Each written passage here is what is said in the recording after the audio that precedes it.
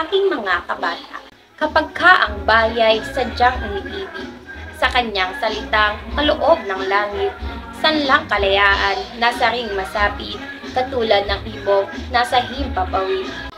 Pagkat ang salita'y isang kahatulan, sa bayan sanayot, mga kaharian, at ang isang tao'y katulad kabagay ng alinmang likha noong kalayaan.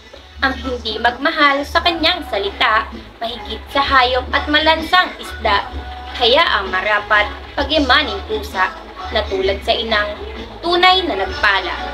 Ang wikang Tagalog tulad din sa Latin, sa Ingles, Kastila at salitang anghel, sapagkat ang poong maalam tumingin, ang siyang naggawad, nagbigay sa atin.